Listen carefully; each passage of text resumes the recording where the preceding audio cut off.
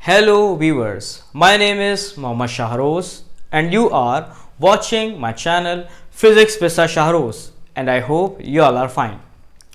Previous video lecture में हमने discuss किया था हाइगन्स प्रिंसिपल को। जैसे कि मैंने आपको बताया था कि हाइगन ने वेव थ्योरी दी थी और हाइगन ने जो प्रिंसिपल दिया था उसमें यह बताया गया था कि आप हाइगन प्रिंसिपल की मदद से वेव फ्रंट की शेप और वेव फ्रंट की पोजीशन को फाइंड कर सकते हैं। अब देखें, हम जानते हैं कि वेव के कुछ बिहेवियर होते हैं जिनमें से वेव का एक बिहेवियर रिफ्लेक्शन है, एक बिहेवियर रिफ्रैक्शन है, इंटरफेरेंस और डायफ्रैक्शन है। तो आज हम इन्हीं में से एक बिहेवियर को डिस्कस करेंगे जो कि आज के टॉपिक में आपको यह समझाया जाएगा कि इंटरफेरेंस ऑफ लाइट क्या होती है। ठीक है, लाइट के इंटरफेरेंस होने से क्या इफेक्ट जनरेट होता है, ये जो है आज के वीडियो लेक्चर में डिस्कस किया जाएगा। सो वीडियो लेक्चर को समझने से पहले जो लोग मेरे चैनल पर नए हैं वो लोग वीडियो को लाइक करें, चैनल को सब्सक्राइब करें और बेल आइकन को लाजमी प्रेस करिएगा ताकि मेरी आने वाली हर वीडियो की नोटिफिकेशन मिल सके। स्टार्ट करते हैं। अब देखें, जब भी वेव के किसी बिहेवियर की बात की जाए तो वेव का जो बिहेवियर होता है वो किसी ना किसी प्रिंसिपल को फॉलो करता है। ऐसे ही इंटरफेरेंस जो एक बिहेवियर है वेव का, ये भी किसी प्रिंसिपल को फॉलो करता है। अब उस प्रिंसिपल का नाम क्या है जिसे हम कहते हैं principle of super position. Principle of superposition. Principle of superposition बहुत ही आसान है। इसमें आप सिंपली क्या करते हैं, तमाम वेव्स का सम करके एक रिजल्टेंट वेव बनाते हैं कि आपके पास जितनी भी नंबर ऑफ वेव्स होंगी उनका आप सम फाइंड करें और उस सम का क्या बनेगा, एक रिजल्ट बनेगा जो कि रिजल्टेंट वेव कहलाएगी या न्यू वेव कहलाएगी। अब होता क्या है, मैं यहां पे एक एग्जांपल आपको दे दूं कि लेट्स सपोज मेरे पास एक रोप है। ये मेरे पास क्या आ गई, एक रोप आ गई। अगर मैं इस कॉर्नर से रोप में झटका दूं तो या ऐसे इसको रोप को मूव करूं तो आप ऑब्जर्व करेंगे इस कोने से एक वेव पल्स जनरेट होगी। ठीक है, एक मैंने इस कॉर्नर से रोप में जो है झटका दिया और दूसरा यहां से मैं झटका देता हूं ऊपर की तरफ इस कॉर्नर से, तो आप ऑब्जर्व करेंगे कि यहां से भी एक वेव पल्स जनरेट होगी। ठीक है, अब देखें, ये दोनों जो वेव पल्स हैं एक कॉमन पॉइंट पर आके मिलेंगी। क्लियर? अब ये दोनों वेव क्या कर रही हैं, इस कॉमन पॉइंट की तरफ ऐसे ट्रेवल कर रही हैं। इसको मैं नाम दे देता हूं y1, इसको मैं नाम दे देता हूं y2। ठीक है, अब ये दोनों जो है ऐसे कॉमन पॉइंट कौन सा, ये वाला पॉइंट की तरफ, इस वाले पॉइंट की तरफ क्या कर रही है, दोनों ट्रेवल कर रही हैं। अब ऐसे ट्रैवल करने के बाद ये दोनों वेव पल्स क्या हो जाएंगे, ऐसे ऐड हो जाएंगे। ऐड होने के बाद एक रिजल्टेंट वेव बनाएंगे। ठीक है, तो ये दोनों वेव पल्स थी, इस डायरेक्शन में इस कॉमन पॉइंट की तरफ ट्रैवल कर रही हैं। ठीक है, तो अब यहां पे ट्रैवल करने के बाद न्यू वेव बना ली। आपने देखा कि इस वाली वेव का एम्पलीट्यूड इससे थोड़ा ज्यादा है।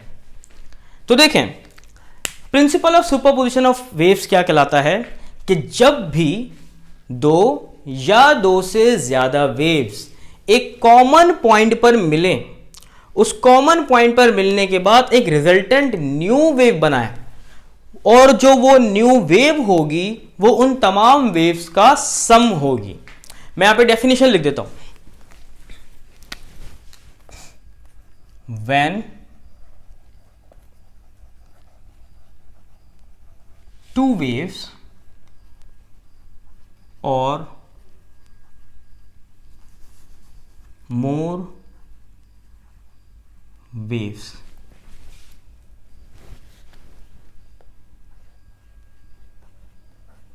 coincide at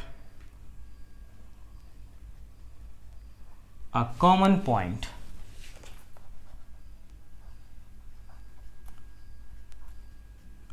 and make new wave which is equal to the algebraic sum of individual waves is called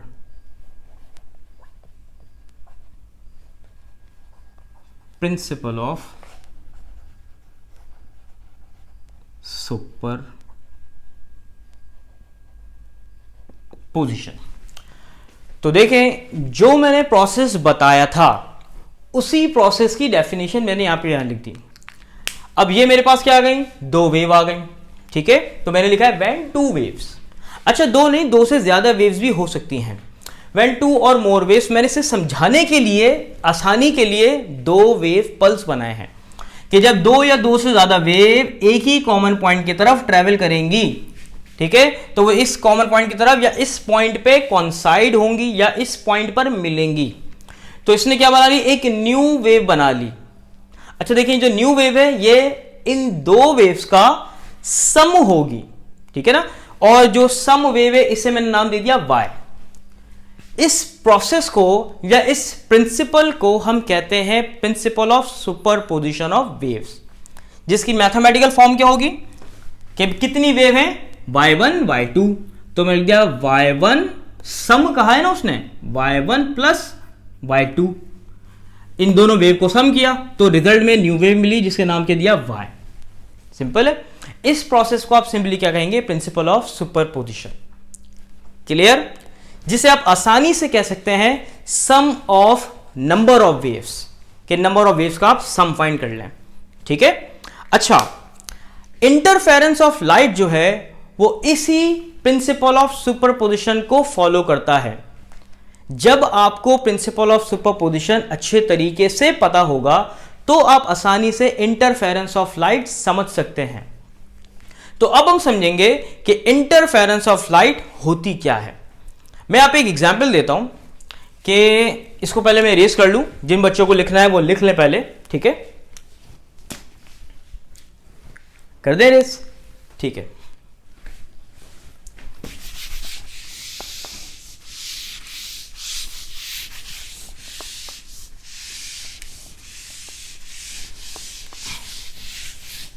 अब देखें, अब हम पढ़ेंगे interference of light. Interference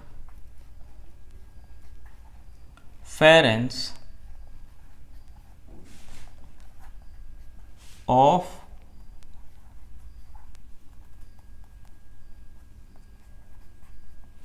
light.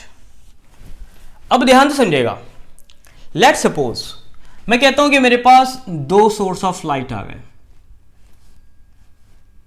इस सोर्स को बेटा मैंने नाम दिया S1, ठीक है, और ये दूसरा सोर्स ऑफ लाइट है, इस सोर्स को बेटा नाम दिया मैंने S2, और सामने मैंने क्या लगा दी, एक स्क्रीन लगा दी।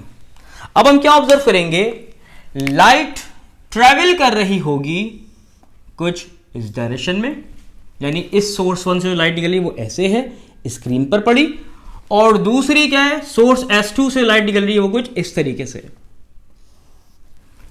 अब गौर से देखिएगा कि आपके पास इन दो सोर्स की लाइट्स मिल कहां पे रही हैं, ये वाला पॉइंट, ठीक है। तो ये इन दो सोर्स की लाइट्स मिली है वो यहां पे मिली है। तो मैं कहूंगा इस जगह पे लाइट का क्या हुआ है, इंटरफेरेंस हुई है, ठीक है। इस जगह पे लाइट की क्या हुई है, इंटरफेरेंस हुई है। तो हमने ये पैटर्न या फिर ये प्रोसेस ऑब्जर्व किस पे किया, स्क्रीन पर किया। इसकी एग्जाम्पल आप ऐसे समझ सकते हैं कि जनरल एग्जाम्पल देता हूं एक और, कि जब आप वाटर, स्टिल वाटर पर दो पेबल को आप ऐसे फेंक दें तो आप ऑब्जर्व करेंगे वाटर पे जो वेव्स बनेंगी वो सर्कुलर बनेंगी। अच्छा, वो दोनों जो वेव बनेंगी वाटर में डिस्टर्बेंस की वजह से तो वो दोनों वेव जो सर्कुलर वेव है उसे मिल रही होंगी। तो वेव्स का मिलना सिंपली क्या कहलाता है? इंटरफेरेंस कहलाता है। क्लियर? अब मैं यहां पे इसकी डेफिनेशन लिखता हूं, क्योंकि इंटरफेरेंस ऑफ लाइट की कुछ कंडीशन होती हैं। डेफिनेशन को आप क्या समझेंगे?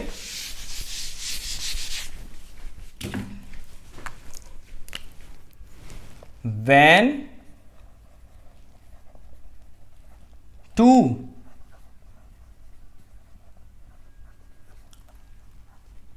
आइडेंटिकल वेव्स, देखें मैंने यहां पे लिखा है टू आइडेंटिकल वेव्स, यानी दो आपके पास क्या हो? आइडेंटिकल वेव हो। अब आइडेंटिकल वेव क्या होती है ये मैं थोड़ी देर बाद डिस्कस करूंगा यहां पे। when two identical waves traveling, या लिख लें travel in a same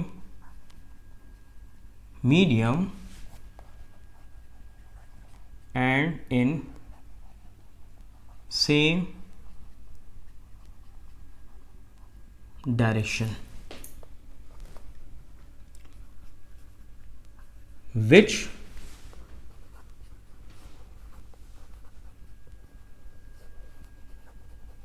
superimposed on each other, such process is called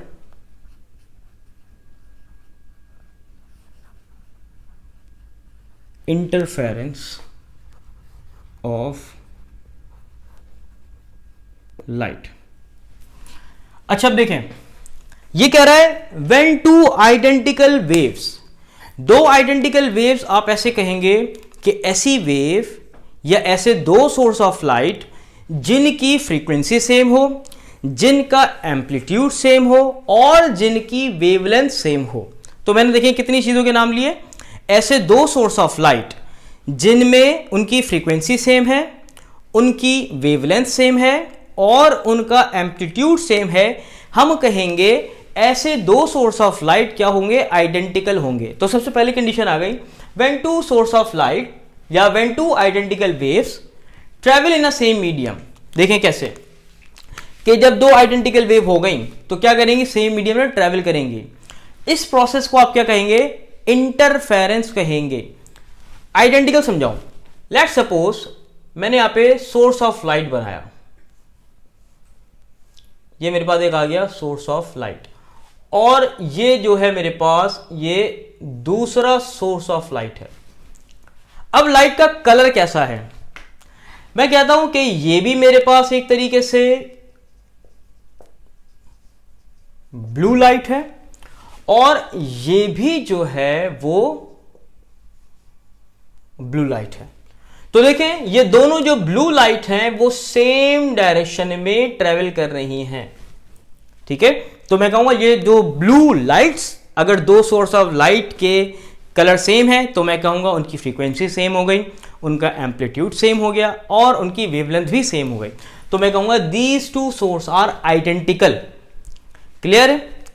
अब समझिएगा ध्यान से, इंटरफेरेंस जो होती है हमारे पास दो किस्म की होती है।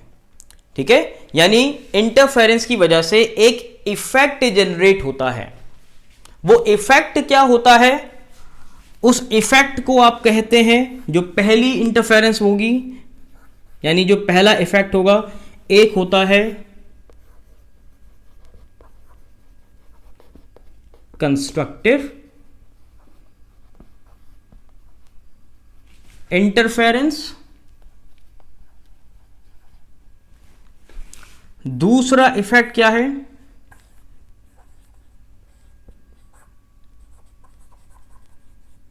डिस्ट्रक्टिव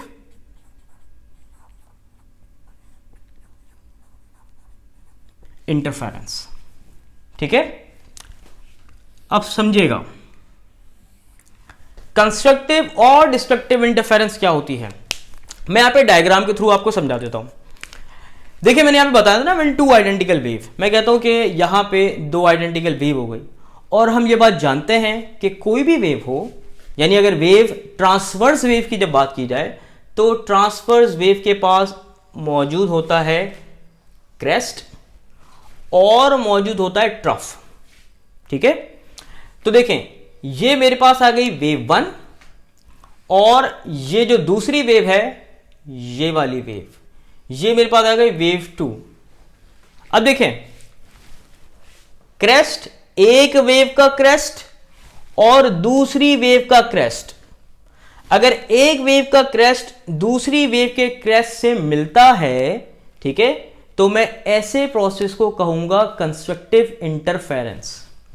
ठीक है, अब देखें कैसे, इन दोनों वेव्स को मैं ऐड कर लेता हूं, ये वेव आ गई, दूसरी ये वेव आ गई, क्रेस्ट क्रेस्ट पे ओवरलैप हो रहा है, ट्रफ पे ओवरलैप हो रहा है।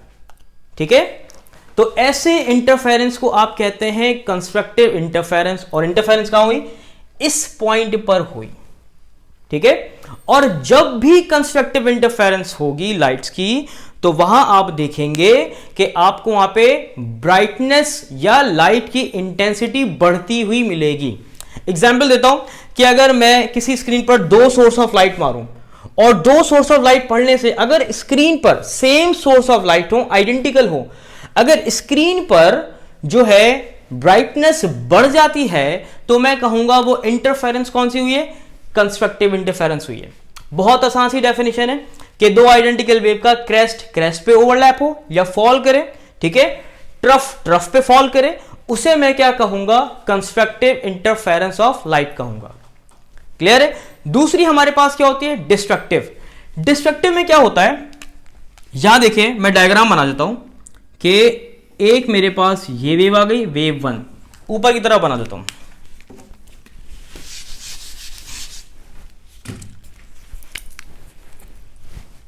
मेरे पास आ गई ये वेव, ठीक है, जिसका नाम तो वेव 1। दूसरी जो वेव है वो कुछ इस तरीके से है, लाइक दिस। क्लियर। अब मैं क्या करता हूं, इस वेव 1 को और इस वेव 2 को मिला देता हूं। ठीक है, अब जब मैं यहां पे, ये आ गई वेव 1, ठीक है, और दूसरी कौन सी है, वेव 2, देखिए यहां पे मिल गई। अब देखें इन दोनों वेव्स में डिफरेंस क्या है, यहां पे क्रेस्ट पर फॉल कर रहा है, ठीक है, और यहां पे देखें ये है क्रेस्ट जो है वो ट्रफ पर फॉल कर रहा है। तो जब क्रेस्ट पर फॉल करे हम उसे कहेंगे कंस्ट्रक्टिव इंटरफेरेंस, और जब क्रेस्ट ट्रफ पर फॉल करे हम ऐसी इंटरफेरेंस को कहेंगे डिस्ट्रक्टिव इंटरफेरेंस। ठीक है ना, बात समझ आ गई। तो कंस्ट्रक्टिव इंटरफेरेंस में हमें लाइट की इंटेंसिटी, लाइट की शिद्दत या एम्पलीट्यूड बढ़ता हुआ मिलेगा। डिस्ट्रक्टिव इंटरफेरेंस में क्या होता है कि ये दोनों वेव एक दूसरे को जब कैंसिल करती हैं तो रिजल्ट में आपको डार्क पैटर्न या डार्कनेस मिलती है। इतनी बात क्लियर हो गई। लेकिन अब यहां देखें, मैंने आपको इतनी सारी बात आसानी से समझा तो दी, लेकिन हम इंटरफेरेंस को इतनी आसानी से ऑब्जर्व नहीं कर सकते। ये बात याद रखिएगा, ये इसको ऑब्जर्व करने के लिए या ऐसी ऑब्जर्वेंस जो आराम से डिटेक्ट हो सके, उसके लिए क्या होती है, कुछ कंडीशंस होती हैं। ठीक है, अब आपने उस कंडीशंस को समझना है। ये आपका जो है एक क्वेश्चन भी आता है कि write down the conditions of interference of light. ये जो बच्चे लिखना चाहते हैं वो लिख लें, ठीक है, फिर मैं इसे जो है थोड़ी देर में इरेज कर देता हूं। लिख लिया, ठीक है, आगे बढ़ते हैं।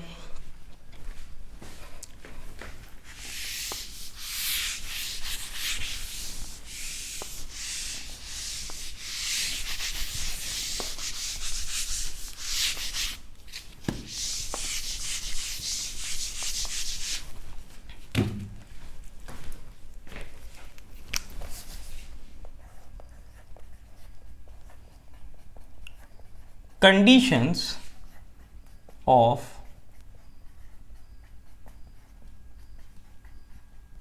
Interference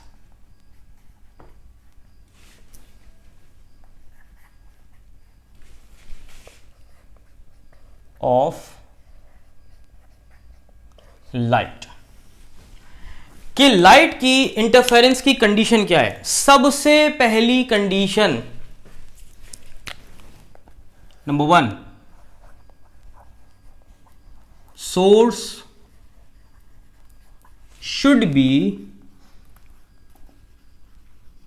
monochromatic.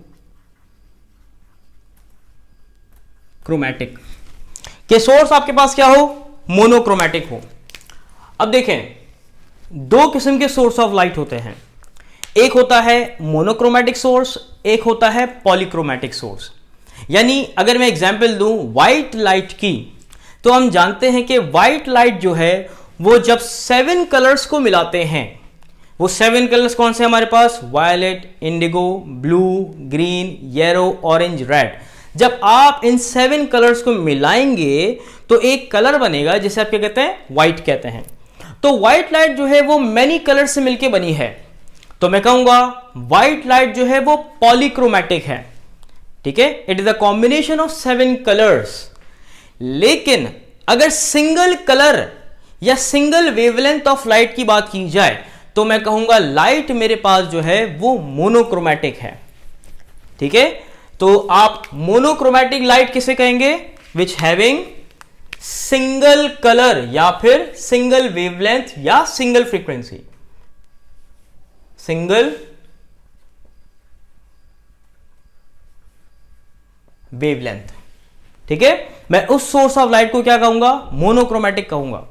क्योंकि अगर आप डिटेक्टेबल इंटरफेरेंस ऑब्जर्व करना चाहते हैं तो सोर्स को मोनोक्रोमैटिक रखना पड़ेगा, यानी सिर्फ एक कलर से मिलकर बनी हो। जैसे ब्लू, अगर मैं कहूं कि मैं कहता हूं कि एक सोर्स ऑफ लाइट मेरे पास क्या है, ये जो वेव है ये ब्लू कलर की है और दूसरी जो वेव है वो भी ब्लू कलर की है, तो मैं कहूंगा बोथ लाइट्स आर मोनोक्रोमैटिक, क्योंकि एक ही कलर से मिलकर बनी है। ठीक है ना। अब देखें दूसरी कंडीशन क्या है?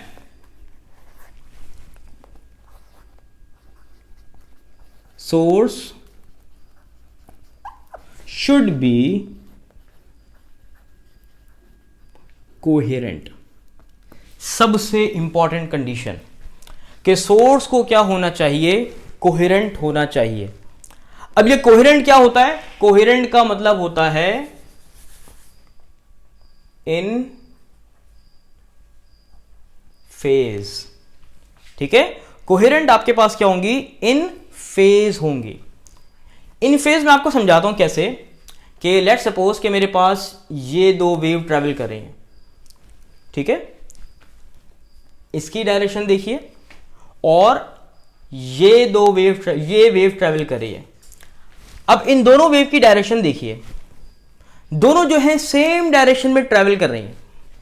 ठीक है, तो देखें यहां देखें ये वेव सेम डायरेक्शन में सेम मीडियम में ट्रेवल जब करेंगी तो इन दोनों वेव में देखिए कोई डिफरेंस नहीं है।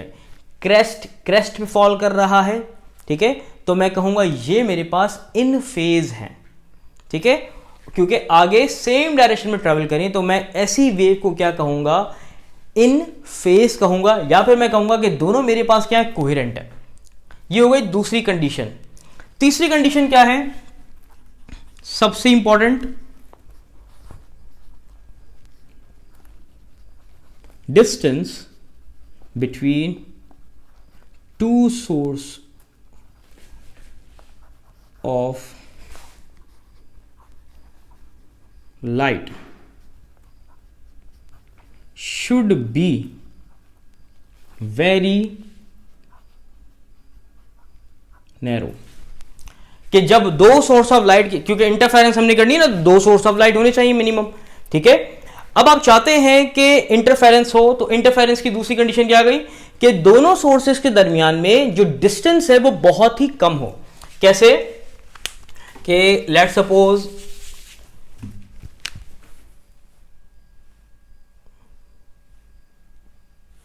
ये मेरे पास आ गया, ये दो सोर्स ऑफ लाइट आ गया। मैं यहां पॉइंट्स बना देता हूं। एक ये मेरे पास सोर्स ऑफ लाइट है, दूसरा ये सोर्स ऑफ लाइट है, ठीक है। अब इन दोनों, इसे मैं कहता हूं S1, इसे मैंने कह दिया S2। अब अगर इन दोनों सोर्स को मैं जितना करीब लेकर आऊंगा, इंटरफेरेंस में उतनी ही ज्यादा ऑब्जर्व कर सकता हूं। तो देखें, इन दोनों सोर्स ऑफ लाइट के दरमियान में जो डिस्टेंस है वो बहुत ही कम होना चाहिए।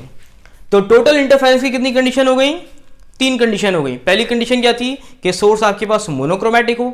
मोनोक्रोमैटिक मैंने बताया आपको कि मोनोक्रोमैटिक जो है लाइट उसे कहेंगे जो कि सिंगल कलर या सिंगल वेवलेंथ हो, ठीक है। दूसरी कंडीशन मैंने क्या बताई कि सोर्स आपके पास क्या है? कोहेरेंट हो। कोहेरेंट का मतलब क्या होता है? इन फेज होती हैं, उनकी डायरेक्शन सेम होगी, ठीक है, या फिर आप कह सकते हैं यूनिडायरेक्शनल होंगे। क्लियर?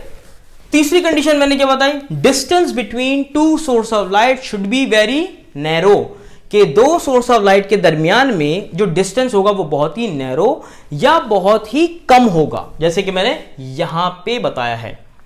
फोर्थ कंडीशन,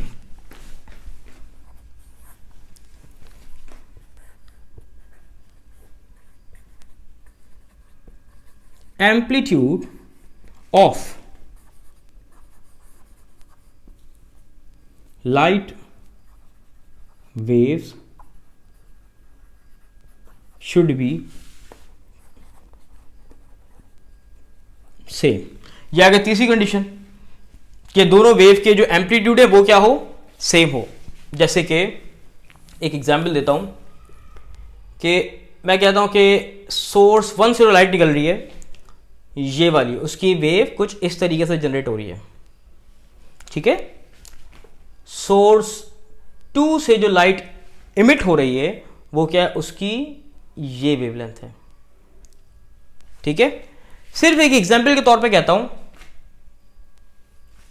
ये जो डिस्टेंस है मीन पोजीशन से ऊपर पीक तक, ठीक है, मीन पोजीशन से पीक तक की जो लेंथ होती है इसे आप कहते हैं एम्पलीट्यूड ऑफ वेव।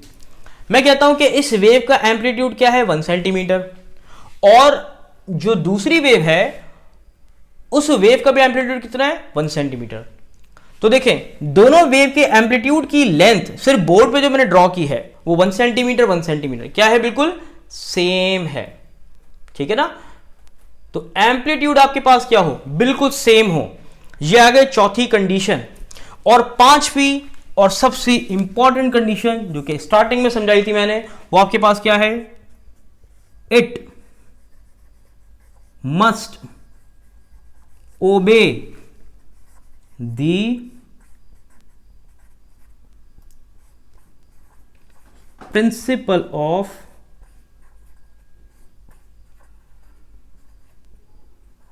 सुपरपोजिशन, कि वो जो है प्रिंसिपल ऑफ सुपरपोजिशन को ओबे करें, ठीक है। It must obey the principle of superposition, ठीक है। जैसे मैंने ये बताया था कि जब भी आप वेव्स का सम लेते हैं तो न्यू वेव जो बराबर होती है वो सारी की सारी वेव्स के या इंडिविजुअल वेव के सम के इक्वल होती है, ठीक है ना। तो ये बात क्लियर हो गई। टोटल कितनी कंडीशन आ गई? ये क्वेश्चन भी आता है आपका बोर्ड के एग्जाम्स में, write down the condition of interference of light. तो कितनी कंडीशन बताई? Source should be monochromatic. Monochromatic में मैंने ये बताया कि आपके पास जो सोर्स की वेवलेंथ है वो क्या होनी चाहिए? सिंगल होनी चाहिए, ठीक है।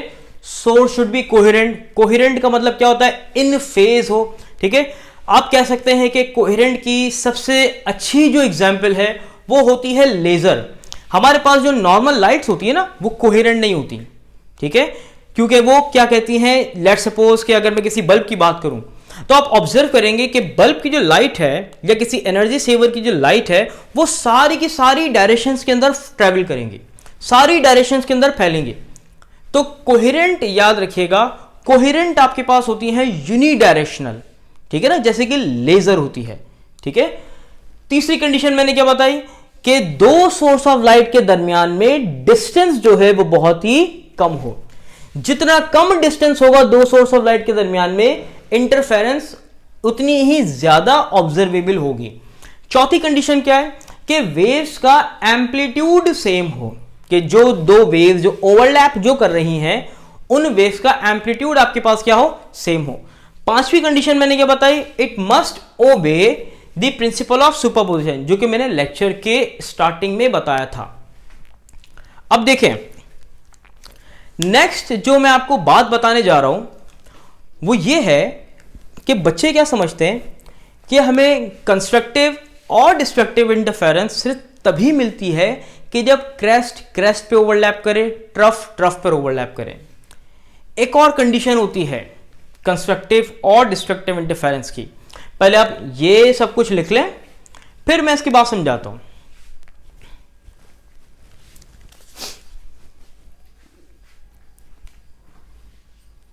ठीक है, अब जो है हम लेक्चर को आगे बढ़ाते हैं।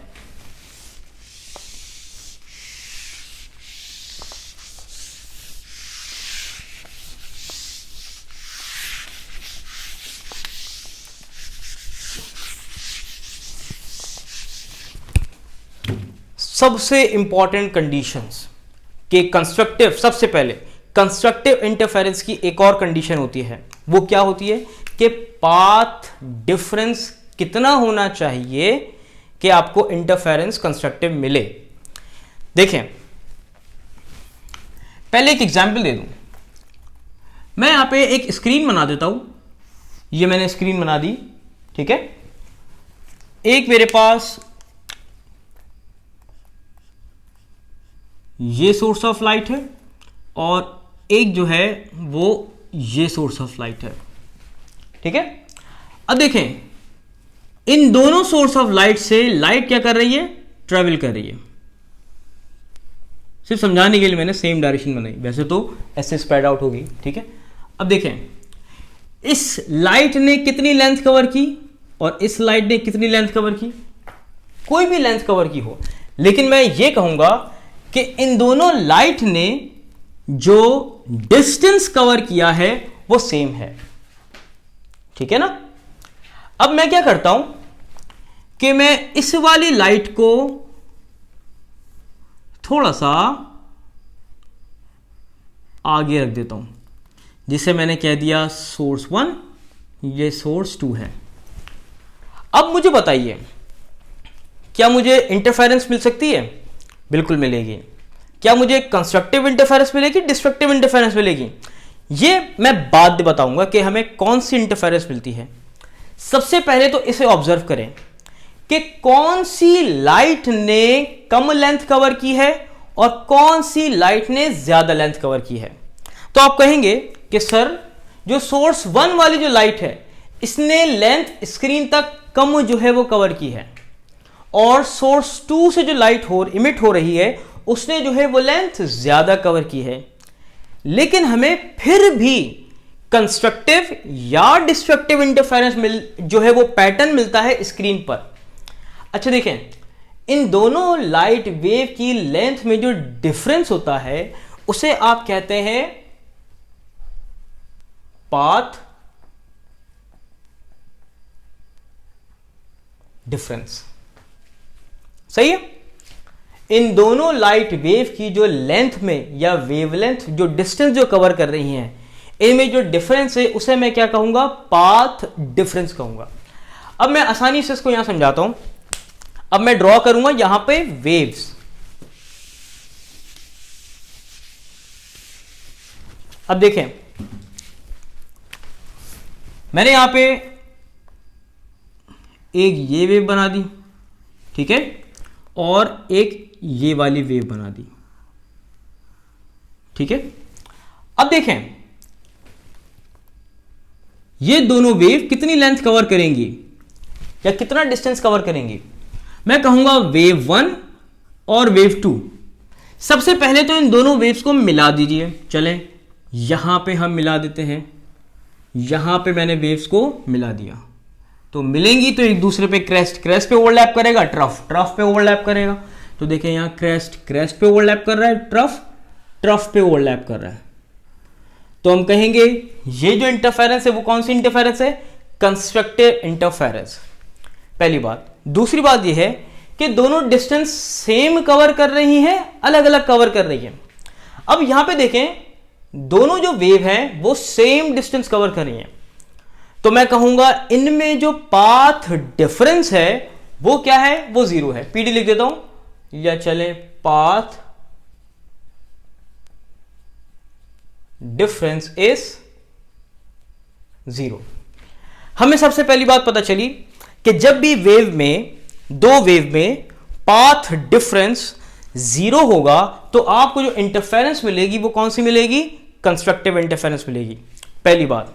अब देखिए मैं क्या करता हूं, मैं वेव 1 और वेव 2, सबसे पहले वेव 1 ड्रॉ करता हूं। ये मैंने वेव 1 ड्रॉ कर ली यहां पे, ठीक है।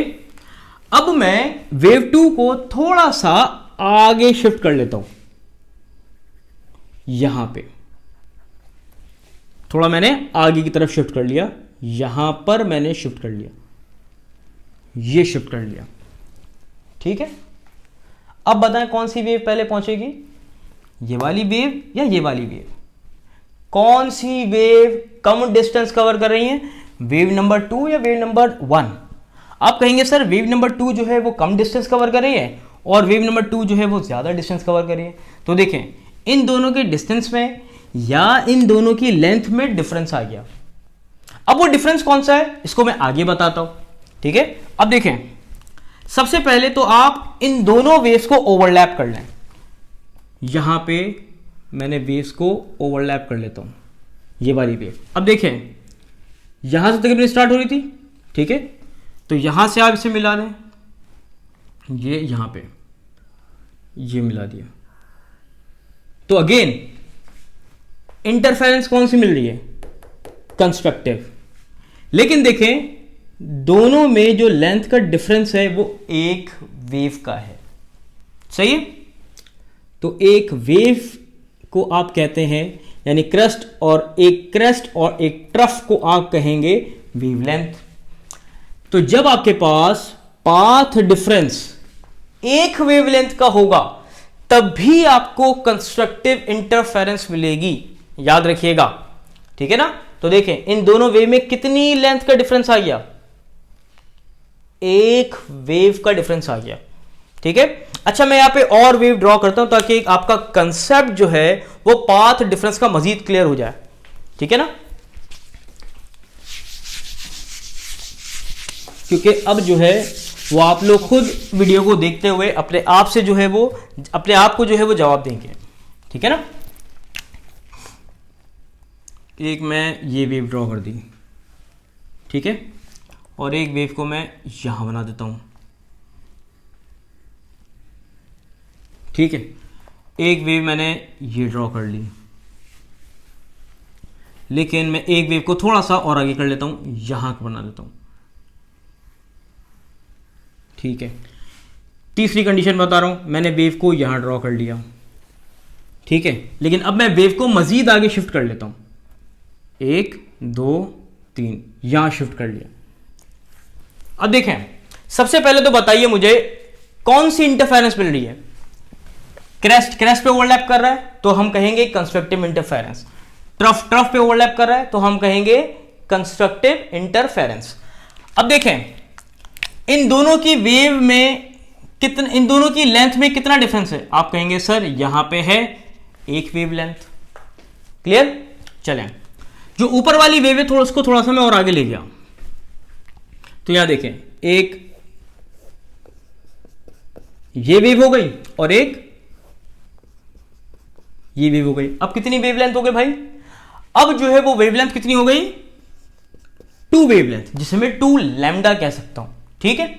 अच्छा अब देखें एक वेवलेंथ, 2 वेवलेंथ, 3 वेवलेंथ, यानी इसको मैं लैम्डा लैम्डा लैम्डा,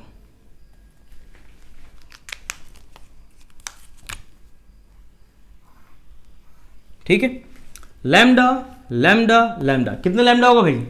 ये हो गया आपके पास 3 लैम्डा। अब देखें ऑर्डर क्या फॉलो हो रहा है, 1 लैम्डा, 2 लैम्डा, 3 लैम्डा, तो नेक्स्ट क्या होगा 4 लैम्डा, उसके बाद क्या होगा 5 lambda, 6 lambda, 7 lambda and so on.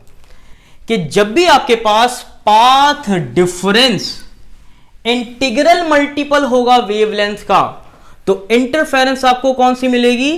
Constructive interference मिलेगी। तो हमने ये बात नोट की कि पाथ डिफरेंस जब भी इंटीग्रल मल्टीपल होगा वेवलेंथ का। तो इंटीग्रल मल्टीपल देखें, लिख देता हूं मैं यहां पे condition, when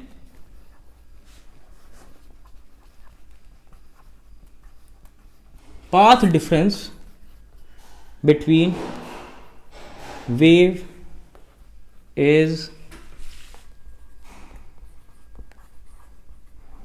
integral multiple of wavelength, we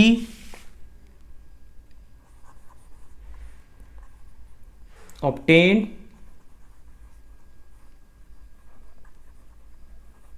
constructive interference of light। ठीक है ना। अब ध्यान से समझेगा, ठीक है ना। अब देखें, अब जो है वो ध्यान से समझे। अब ये integral multiple, integral means integer number, वो हमारे पास क्या है 1 2 3, आगे क्या होगा 4 5 6 7, इंटीग्रल मल्टीपल हो गया। ठीक है, किसका, वेवलेंथ का। लिखा है when path difference between wave is integral, तो इंटीग्रल मल्टीपल की जगह मैं n लिख देता हूं। ठीक है ना।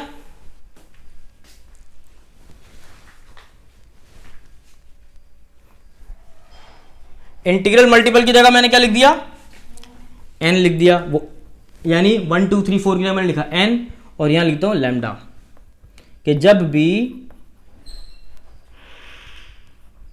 पाथ डिफरेंस इंटीग्रल मल्टीपल होगा तो हमें कौन सी इंटरफेरेंस मिलेगी, कंस्ट्रक्टिव इंटरफेरेंस ऑफ लाइट मिलेगी।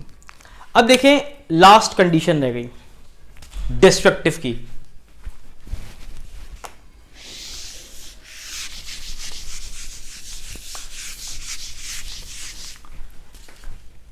जब लाइट सेम डायरेक्शन में ट्रेवल कर रही हो तो हमें तब भी डिस्ट्रक्टिव इंटरफेरेंस मिल सकती है।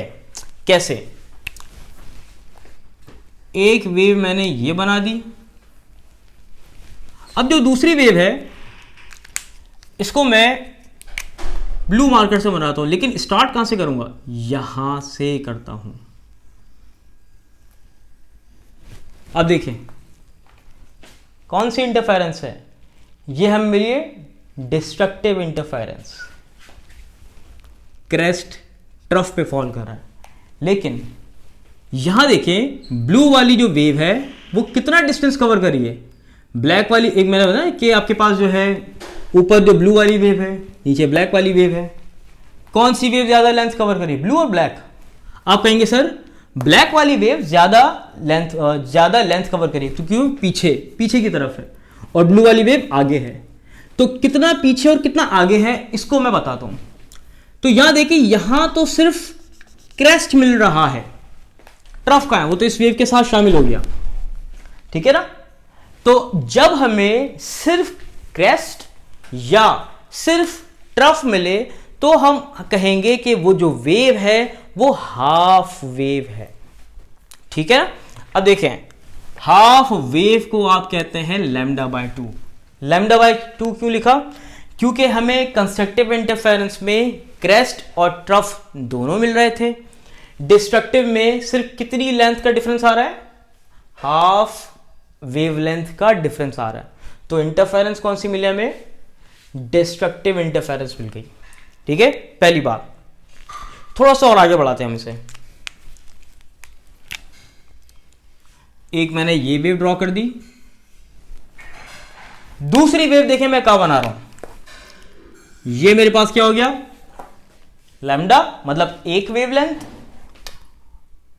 लेकिन एक को मैं यहां से बनाता हूं, एक वेवलेंथ और हाफ वेवलेंथ। ये कितनी वेवलेंथ हो गई, ये हो गई 1.5 वेवलेंथ। 1.5 वेवलेंथ कैसे, देखें मैं यहां से स्टार्ट कर देता हूं। अगेन हमें इंटरफेरेंस कौन सी मिल रही है, डिस्ट्रक्टिव। अब देखें पाथ डिफरेंस कितना है,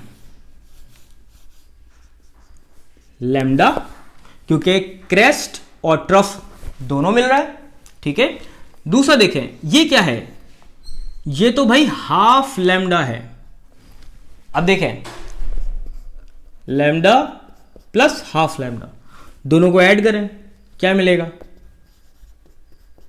3 लैम्डा बाई 2। ठीक है, लास्ट एक और समझते हैं, क्या क्या हमें सीक्वेंस समझ में आ जाए।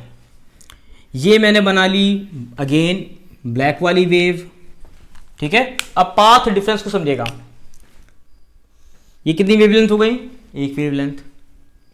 ये कितनी वेवलेंथ हो गई? 2 वेवलेंथ। तो मैं लिखता हूं लैम्डा लैम्डा। ये कितनी लेंथ हो गई? 1.5 जो है वो वेवलेंथ। यहां से स्टार्ट करता हूं, ये दूसरी वेव यहां से ट्रैवल करी। चलें ऐड करते हैं, ऐड आप करें लैम्डा लैम्डा। कितना लैम्डा हो गया? 2 लैम्डा, क्योंकि क्रेस्ट ट्रफ। सिर्फ हमें यहां देखें ब्लू वाली वेव कहां से स्टार्ट हो रही है? यहां से। तो हमें क्या मिल रहा है? सिर्फ क्रेस्ट। तो ये कितनी वेवलेंथ हो गई? Half wavelength. चलें ऐड कर लीजिए, यहां देखें lambda plus half lambda, add करिए। जब आप एलसीएम लेंगे तो आपका आंसर क्या मिलेगा? 5 लैम्डा बाई 2। अब देखें कौन सा ऑर्डर फॉलो हो रहा है? 1 3 5, नेक्स्ट क्या होगा? 7, इसके बाद वाला क्या होगा? 9। तो ये कौन सा ऑर्डर हमें नंबर्स का मिल रहा है? ऑड नंबर का। ठीक है, अब ऑड नंबर के साथ देखिए मल्टीप्लाई कौन हो रहा है? 1 multiply by half wavelength, 3 multiply by half wavelength, 5 into half wavelength, next क्या होगा? 7 इंटू हाफ वेवलेंथ, इसके बाद वाला क्या होगा? 9 इंटू हाफ वेवलेंथ। तो देखें जब भी आपको पाथ डिफरेंस मिले कौन से ऑर्डर का? इंटीग्रल मल्टीपल हो। ठीक है, हाफ वेवलेंथ इंटीग्रल मल्टीपल हो किस नंबर का? ऑड नंबर का। तो आपको जो इंटरफेरेंस मिलेगी वो हमेशा डिस्ट्रक्टिव इंटरफेरेंस ऑफ लाइट मिलेगी। तो मैं यहां पे डेफिनेशन लिखता हूं,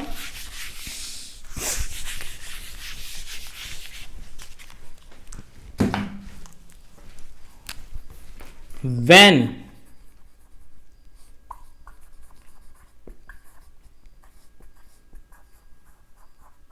path difference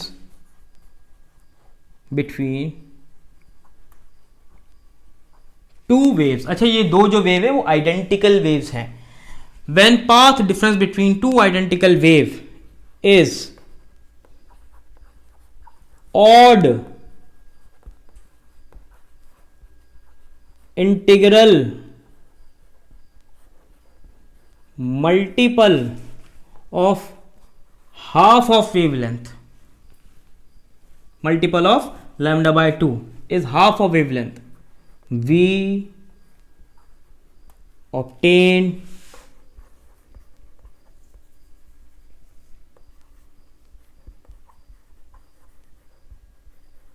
destructive interference of light. बात क्लियर हो गई? हमने एक और बात ये सीखी कि कंस्ट्रक्टिव और डिस्ट्रक्टिव इंटरफेरेंस दो वेवलेंथ के पाथ, दो वेव्स के पाथ डिफरेंस की वजह से भी मिलती है। अगर आपको जो कंस्ट्रक्टिव इंटरफेरेंस मिल रही है, पाथ डिफरेंस कितना है? इंटीग्रल मल्टीपल हो वेवलेंथ का, मतलब 1 lambda, 2 lambda, 3 lambda, 5 lambda up to n lambda हो, तो हमें इंटरफेरेंस कौन सी मिलेगी? कंस्ट्रक्टिव। दूसरी कंडीशन मैंने ये बताई, डिस्ट्रक्टिव इंटरफेरेंस कब मिलेगी? कि जब दो वेव्स के दरमियान में पाथ डिफरेंस कितना हो? ऑड इंटीग्रल मल्टीपल हो, यानी ऑड नंबर मल्टीप्लाई हो रहा है किससे? हाफ ऑफ वेवलेंथ से, वेवलेंथ के आधे से, तो हमें जो है वो इंटरफेरेंस कौन सी मिलेगी? Destructive interference of light. Clear है? अब देखें मैं इन सारी की सारी चीजों को समराइज कर देता हूं। आज के जो लेक्चर है, आज जो हमने सीखा वो ये समझा कि प्रिंसिपल ऑफ सुपरपोजिशन क्या है। ठीक है, फिर मैंने ये बताया कि प्रिंसिपल ऑफ सुपरपोजिशन की एक एप्लीकेशन है जिसे आप कहते हैं इंटरफेरेंस ऑफ लाइट। या फिर आप ये कह सकते हैं प्रिंसिपल ऑफ सुपरपोजिशन का एक इफेक्ट है जिसे आप इंटरफेरेंस ऑफ लाइट कहते हैं। इंटरफेरेंस में मैंने ये बताया कि जब दो आइडेंटिकल वेव्स मैंने ये बताई कि आइडेंटिकल वेव होती हैं जिनकी फ्रीक्वेंसी सेम हो, वेवलेंथ सेम हो, एम्पलीट्यूड सेम हो, तो हम उन वेव्स को और सेम डायरेक्शन में ट्रैवल कर रहे हो तो हम उन वेव्स को क्या कहते हैं, आइडेंटिकल कहते हैं। जब दो आइडेंटिकल वेव एक कॉमन पॉइंट पे मिले तो हम कहेंगे कि वो इंटरफेरेंस ऑफ लाइट है, आसान अल्फाज में। दूसरी बात मैंने ये बताई कि इंटरफेरेंस की कुछ कंडीशन होती हैं। कंडीशन मैंने क्या बताई थी कि आपके पास सोर्स मोनोक्रोमेटिक हो। मोनोक्रोमेटिक सोर्स क्या होता है, जिसकी सिंगल वेवलेंथ या सिंगल कलर वेवलेंथ होती है। दूसरी मैंने कंडीशन ये बताई कि आपके पास सोर्स जो है वो कोहेरेंट हो। कोहेरेंट का मतलब क्या है, यूनि डायरेक्शनल हो या इन फेज हो। क्रेस्ट के साथ ट्रैवल करे, ट्रफ के साथ ट्रैवल करे, तो मैं कहूंगा वो मेरे पास क्या है, कोहेरेंट है, ठीक है, या इन फेज है, या पाथ डिफरेंस जीरो है, ठीक है। पाथ डिफरेंस दो वेव में जीरो होगा तो मैं कहूंगा वो कोहेरेंट है, ठीक है ना।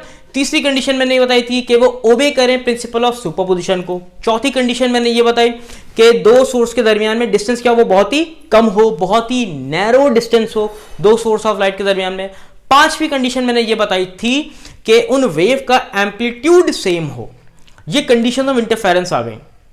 फिर मैंने ये बताया कि दो किस्म की इंटरफेरेंस होती है, एक होती है कंस्ट्रक्टिव, एक होती है डिस्ट्रक्टिव।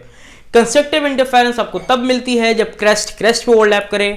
डिस्ट्रक्टिव इंटरफेरेंस आपको तब मिलेगी जब क्रेस्ट और ट्रफ, एक वेव का क्रेस्ट दूसरी वेव के ट्रफ पे फॉल करे, तो आपको मिलती है वहां पे डिस्ट्रक्टिव इंटरफेरेंस।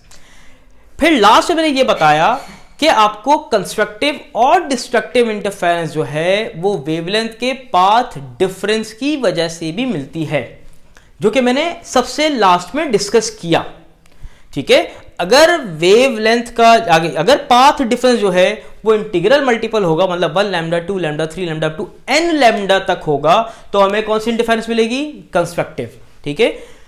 डिस्ट्रक्टिव तब मिलती है कि जब इंटीग्रल मल्टीपल हो हाफ वेवलेंथ किसका, ऑड नंबर का। यानी अब देखें मैं यहां पे लिख देता हूं ऑड इंटीग्रल मल्टीपल कैसे, मैंने लिख दिया यहां पे m बराबर है किसके, 1 3 5 7 9 एंड सो ऑन। अब कैसे, मैंने कह दिया लैम्डा बाय 2, फिर कह दिया मैंने 3 lambda by 2, 5 lambda by 2 up to so on. तो ऐसी कंडीशन में आपको क्या मिलेगी, डिस्ट्रक्टिव इंटरफेरेंस मिलेगी, ठीक है। उम्मीद है आपको हर बात जो है वो अच्छे तरीके से समझ आई होगी, क्लियर हुई होगी, ठीक है। अगर फिर भी आपको कोई कंफ्यूजन या कोई डाउट हो तो आप जो है नीचे कमेंट बॉक्स में लिख सकते हैं। आज के लेक्चर में इतना ही काफ़ी है। इंशाल्लाह फिर नेक्स्ट वीडियो लेक्चर में मुलाकात होती है। अपना ख्याल रखिएगा। अल्लाह हाफ़िज़।